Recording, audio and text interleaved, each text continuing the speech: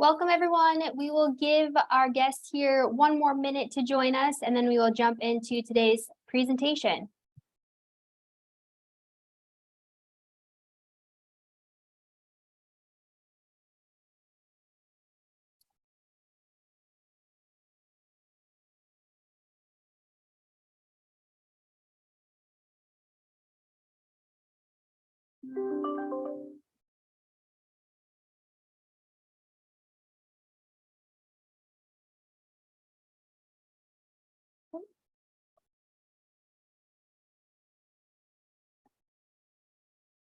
All right, good afternoon, everyone, and welcome to our 8th Lunch and Learn, newly established for this year's Partners and Giving campaign. And happy Giving Tuesday. We are so glad you all can join us today. This year, Partners in Giving is celebrating our 50th anniversary, meaning that we've been working together for 50 years, and we truly appreciate all of your support. Just a few housekeeping items before we get started. Please make sure your microphones are muted during the presentations. There we go. We will have time after Ed speaks to have some questions directed towards his presentation. And then once Rebecca presents, we'll also open up for Q&A after her presentation. So with us today, we have our focus topic being community improvement, and we have two presenters. Our first presenter will be Ed Wall from our 211 program, and our second presenter will be Rebecca Elwusi, the Vice President of Communication for Scenic America. And with that, I will hand it over to Ed. Thanks very much, Kristen. And good morning, everyone. I'm going to share my screen with you. We will push through a PowerPoint that will guide us through this. Let me just bring this up, hit share, and start. Can everyone see that? Actually, Ed, you're in a presenter mode. Okay. Let's see here. So, which mode do I go to? If you go down to the corner. Yep, over one more to your right. The Yep, slide. click that. That's what I did click. And then I think you actually can switch it. Okay. Can you see the screen now, though? It's still loading, but we can see your screen, so you're okay. All right. Very good. to go. So you can see the United Way entry screen. Yeah, we can see it. Yep, we can see your presentation. Great. As Kristen mentioned, my name is Ed Wall. I'm director of 211 at United Way. An 85-year-old man called sobbing uncontrollably because his wife of 60 plus years had died and he could not afford to bury her. An 18-year-old pregnant gal here in Madison who thought she was about 8 months pregnant but didn't know because she had never been to a doctor. She was homeless and sleeping in doorways because she was afraid to go to shelters. A mom called because her 19-year-old son had overdosed 3 different times on heroin, and she was sure that he was going to die. She didn't know what to do, who to turn to, but she knew that she needed help to save her son's life. Ed, I'm so sorry to jump in, but your screen is still showing us the United Way logo. My. Okay. Sorry. It looks like it was spinning there for a minute. The Okay. mouse is gone now. Can you see that? No, we're still on the logo. All right. Well, maybe what I'll do is I'll go back here. Oh, now it's moving. Okay. So now, do you see all my side slides also? We do. Okay. Well, I don't know what to do to make that go correctly. But let me see if I can hit that one to it. And, well, I guess we're going to probably just need to go like this unless I can figure another way to do it or if somebody has an idea. I'm not used to Zoom. We usually use Teams. No, Ed, that's okay. They're big enough, Ed. Yeah, Yep. You're good just to go from there. Oh, okay, very good. So anyway, as I was saying, then I was speaking about a 75-year-old elderly man, a homeless veteran here in Madison, who called because he knew he could not survive another winter outside.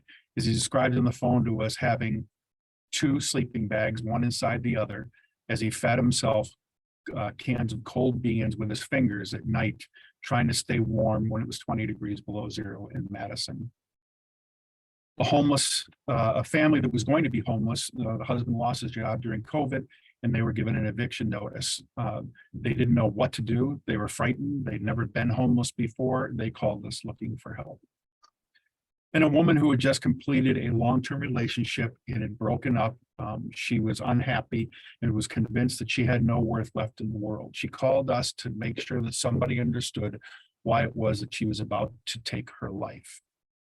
These are just 5-6 calls that I heard in my first 5 days at 211. As when I came in as the new director, I monitored 1 hour a day, different resource specialists to hear what the calls were like. I came from a law enforcement background, so over 30 years in law enforcement. I was a state governor of Wisconsin in several different positions, and I thought that I'd seen it all. And in my first week, I was brought to the verge of tears several times, just listening to the calls and what people were going through all around me. So what is 211? It's the most comprehensive health and human services database in Dane County. It's a phone prefix. So just like if you call 911 and 411, you will get answered by a live person 24 hours a day. The thing about 211 is we bring resources to the table to help people in need, and all of our resources are no cost. We don't list resources where people have to go in or pay anything. I'm going to go through this presentation quickly because I know we're limited on time. In Wisconsin, there are 7 different 211 centers. We are the red area on the bottom. We cover 7 counties, but in actuality, all the 211 centers cover the whole state because we all work on the same database backbone through United Way, Wisconsin, the state entity. And if somebody calls in, first question they're asked is, what's your zip code? And when we bring that up, it brings up all the resources for that area. So it's essentially invisible to the person who's calling as to what center is answering the phone. They're still going to get the same responses, same questions, and the same ability to contact resources. We're easy to get to. You just call 211 24/7, 365 days a year, or you can go online to search us through the United Way website. You can go right to the link that you see down below there and click in, or you can text your zip code to 898-211, and it will bring up the resources in your area. As I mentioned, we have a shared resource platform with all the 211s, and if you see right here, the first thing that you get asked is what's your zip code, because that's really what the core of the backbone is built on, is where you are physically located so we can get resources to you quickly. A lot of people think that 211 is just, for housing, if you're looking for a homeless shelter or food. That is true. Those are typically our top calls that we get every year. But as you can see in this chart, these are all the areas that we help people in. We get calls from desperate people going through a divorce who want legal advice, folks who are being evicted from their houses, folks who have immigration issues, people who lose unemployment claims and they don't know what to do, people who need transportation, they have crisis help. We also answer some other lines we'll talk about in a minute. They call us looking for information on volunteering. They are confused with how government works, mental health, and many other things. So 211 is really a broad range of resources that are available to folks. As I mentioned, we also answer the 211 addiction recovery hotline for the state. So that phone is answered 24 hours a day likewise. And we help people, whether it's getting them into counseling, trying to find them beds where they can go into in-home or in facility care. We work to find solutions to those problems. And probably 50 to 60% of those calls at least are coming from loved ones of people who have an addiction issue. They just don't know who else to call. We are also in the disaster response business. 211 will spin up every time that there is a disaster declared at the county, local, or state level, because typically we are designated by the governor, county executives, et cetera, to be the intake for information. So for instance, in the Stoughton tornadoes or in the Southwest Wisconsin floods, when one 211 center declares an emergency based on a disaster response, all the 211 centers are ready to go and we intake the information. So the flooding in the southwest part of the state, hundreds of calls coming in, and we take the basic information to begin with. And so what's the location, what's the, how bad is the damage, is the place livable, et cetera. And then we transfer that information over to Wisconsin Emergency Management, who then relates that to FEMA so that we can get the ball rolling on getting people help and reimbursed for damages. We also work very heavily in the social determinants of health, which are the building blocks, if you will, for personal health. We are very involved with this, especially with what's called the Connect RX program and the Saving Our Babies initiative here in Dane County, which is focused on Black moms and babies and the disparate health outcomes that they deal with and trying to improve those. But in the social determinants of health, we're starting to see now all of the primary healthcare providers are going through the social determinant of health questionnaire with their patients. And if they suspect that there are issues, then they refer them out to 211 for resources so that we can help bridge those gaps where they might have food insecurity, housing insecurity, unable to get childcare, et cetera. The one thing about 211 that is really plainly clear is we are the community barometer. A lot of people look to us for information on how the community is in need to identify those. So government leaders frequently call us. Our own president of United Way calls us when she meets with government leaders, community leaders, different nonprofits, because we will see it before anyone else. If you think about it, a family that is comfortable and, you know, a difference in food prices, you know, it may be painful or they may be upset with it, but it doesn't stop them from going to the store. When we see things start to spike, especially as we're seeing right now with food pantries, then we know that's an issue. Another great example, the baby formula shortage. We saw that a full 2 to 3 weeks before it even began being reported in the news, because the different food pantries will call into us to advise, hey, we're out of Enfamil, we don't have Gerber, et cetera. We keep track of that because sometimes when, you know, moms call in, they need a particular type of formula, then we get them directed to the one that's closer to them. So we will begin to see those issues before they're even in the news or realized by most people. This is just an example from our numbers from last year, 34,625 individual contacts with people in our 7-county area, with 47,126 referrals. The reason the referral number is higher because a lot of people need more than just one resource. They may be food insecure, housing insecure, need mental health assistance, need baby assistance, healthcare, et cetera. So we're there. But the big one is over 217,000 minutes that we spend on the phone, folks. As I mentioned, I came out of a law enforcement background, and you know, our 911 centers, they would take a call, hand it off to a responding unit, and move on to the next call. Very transactional. Here, our folks get involved with longer conversations with folks as they explore what are the resources they need, and then work to find them those resources. And they really get emotionally invested in these calls and with our callers. And it really has a way of transferring vicarious trauma to them because they want to see these people get the help that they need. And they invest that time and that effort. All of the people that we have, all of our staff are trained, they're accredited, they have to go through weeks of training, and then after they've been on the job functioning for a year, then they can go forward for their accreditation. Right now, we have the 211 app in development. We're going to be rolling out the beta for this in January.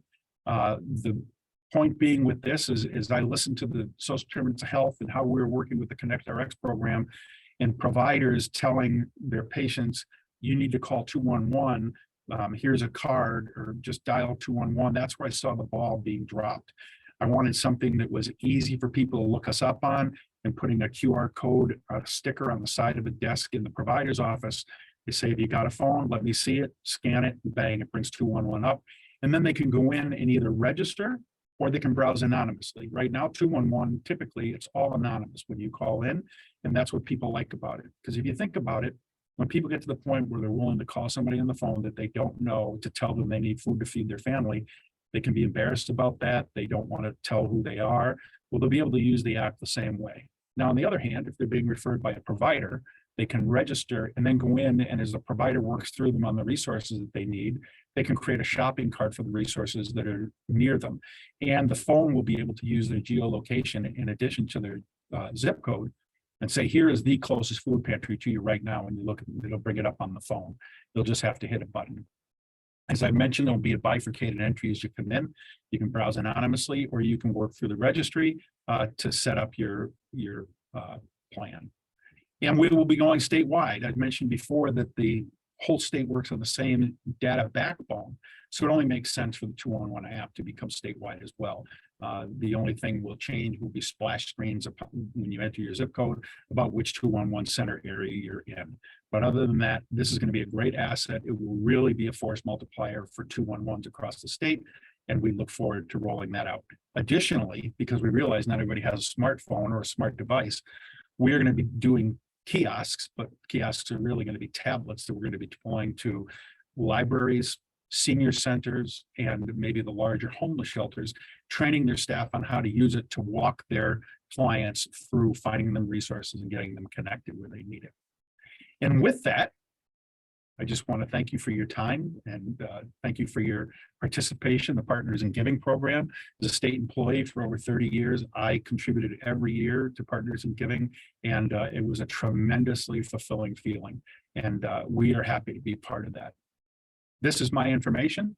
My cell phone is on 24 hours a day. After 30 years in law enforcement, my wife doesn't even roll over anymore when the phone rings. So if you need a thing, please feel free to call me. And I'd be happy to answer your questions.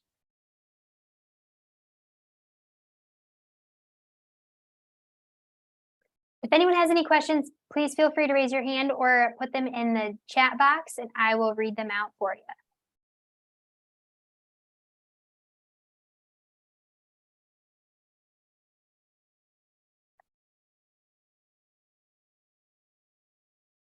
One last call for any questions. Thank you, Ed, for joining us today. Thank you, everybody. Stay safe and have great holidays. Bye-bye. Thank you. And with that, we will hand it over to Rebecca. Thank you so much. That was an amazing presentation, Ed. It was great to hear about all the amazing work that you're doing and on a local level. I'm going to speak on a different perspective, looking at both the local level as well as a national level on behalf of Scenic America. So I'm going to share my screen and then we can jump right into my presentation today. Everyone can see that? Not hearing otherwise, I'm going to assume Yep. that's a yes. You're good, Rebecca. Everyone's on mute, Thank you. so they can't talk to me. So anyway, it's my pleasure, and thank you so much for having me, the opportunity to have me here with you today. I'm here on behalf of Scenic America, and I'm excited to tell you more about our work and why it matters to people in Wisconsin and to people across the country. You know, in a nutshell, at Scenic America, we believe that all people deserve to live, work, and play in beautiful places. We think beauty is good for our health, it's good for our economy, and there's so much scenic beauty worth protecting in Wisconsin. So I hope that you all can relate and agree with that. Okay, so jumping in. All right, so about Scenic America. We are a national organization, and we're the only national organization that is focused on these issues, on preserving and enhancing the visual character and scenic beauty of America for all people, for all communities. We are a national organization, but we have 46 local and state level chapters, including a Scenic Wisconsin affiliate that works on issues in your neck of the woods. Our history, we've been around for about 40 years, but our history goes back much deeper than that. When the interstate highway system started to take off, so did a lot of the blight that grew up along the sides of the roads in our nation. Garden clubs, which had been a presence for a little while then throughout the country, they wanted to stop that proliferation of visual blight. So many of them formed what were called roadside councils that were looking for ways to protect the roadways. Out of that work, the Highway Beautification Act came about. It was passed in 1965. It's familiarly known as Lady Bird Johnson's Law. It was a pet cause of hers. And while it did some great things, it didn't do quite enough. Billboard companies found ways around it. And so we were founded in 1982 as the Coalition for Scenic Beauty, effectively to change that and get better enforcement for the HBA. Now today, although our roots are in the anti-billboard movement, now we consider ourselves more pro-beauty. We work on these 5 key issues areas: preserving and promoting our scenic byways, protecting highways from billboard blight and other forms of blight, advocating for parks and open spaces and for equitable access to those parks and open spaces, encouraging the undergrounding of overhead utility infrastructure, and encouraging the development of communities with character that preserve their assets and what makes them unique.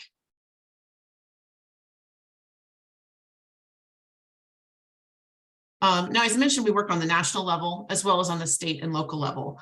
On the national level, we've had some big wins in the past few years, beginning with our work to revive the National Scenic Byways program in 2019 and to secure funding for the program for the first time in more than a decade.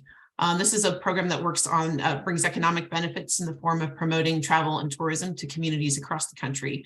And it's also just a fun way to encourage people to get out and appreciate what's unique about their communities and to be unique about our country. We also worked with Coalition that passed the Great American Outdoors Act in 2020, which has really been a game changer for funding our national parks and public lands that were desperately need of some help with some deferred maintenance projects. Just recently, we've secured funding for utility undergrounding provisions in the Infrastructure Investment and Jobs Act, the big Infrastructure Act that was passed in November of last year. And most recently, we even argued to protect a community's rights to ban digital billboards in a Supreme Court case that we took on and won in the US Supreme Court. Now, on the community level, we also work on issues, things like signage codes, tree conservation, related areas to that. The picture that you see here, I think, is an interesting example. We work on local issues. This is taken in Providence, Rhode Island last fall, when an outdoor advertising company cut down 110 mature roadside trees just to make that billboard more visible. That's something they were legally allowed to do, and we think that law should change. I mentioned scenic byways as being a key area of focus for us. We focus on the beauty that they provide and also the benefits that they deliver. This is a national program active in all 50 states that celebrates and protects our most iconic roadways and promotes tourism and job creation in the communities that are around those routes. And in Wisconsin, this is important to you in Wisconsin, you're home to 6 state scenic byways. And these are a part of the tourism industry, which is such a huge economic catalyst and such a huge important part of your economy. $22.2 billion in economic benefits that it delivers, supporting more than 200,000 jobs. I also mentioned utility undergrounding. This is always something that becomes top of mind as we move out of hurricane season. When Hurricane Ian hit Florida, there were more than 2 million people without power.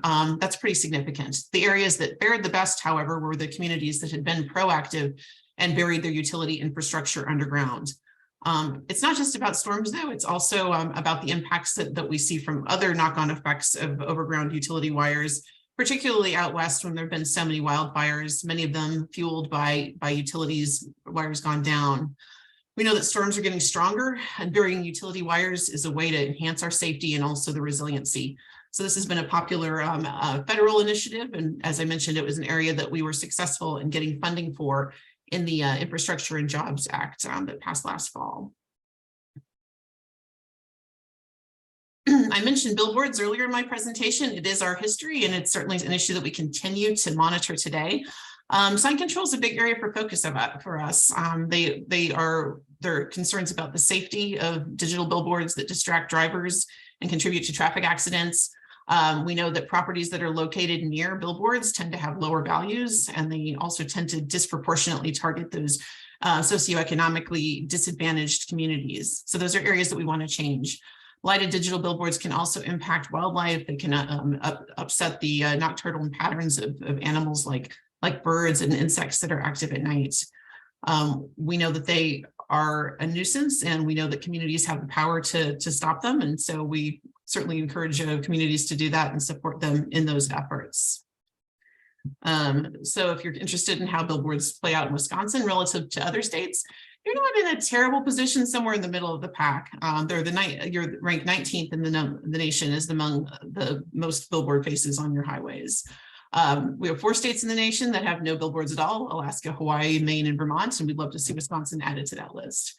We also don't have any brightness standards, which, again, as I mentioned, with nocturnal animals and other issues that might contribute to distracted driving, it's an area that that could be addressed with some proactive legislation in the future. Education outreach, also an important area of our mission. We like to educate future generations about our work so that they're concerned about the visual environment. We work on tools like this is an interactive app called Agents of Discovery that encourages people to look for visual blight in their area and consider ways that they can mitigate it. It interfaces with classroom curriculum, so teachers can play this app in classrooms or on location in locations like Pittsburgh, Washington, DC, and Florida, where we have interactive apps. So I just gave you a lot of information. Suffice to say, we tackle a broad range of challenges, really with the idea that this can be a more beautiful country and we can all contribute to that beauty. It's been so important to all of us, particularly recently as we've lived closer to homes and gotten more connected with our community, and found a lot of grace and healing and solace in nature and the beauty around us. We're a small team, a very small nonprofit, so every gift we receive really does make a difference on the local level as well as on the state and the national level. So with that, I would encourage you to get involved with Scenic America, with Scenic Wisconsin. However you'd like to get involved with us, you can certainly sign up for email updates from us. You can follow us on social media. We do periodic photo contests that you can enter, and of course, any contributions that you are interested in making to us do go a long way in helping us advance our mission. And that's it for me. And I'm happy to take any questions if there are any.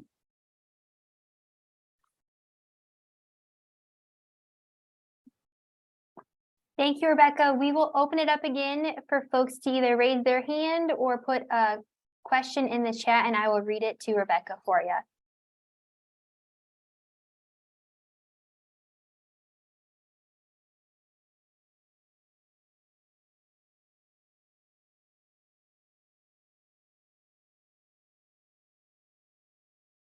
One last call for any questions.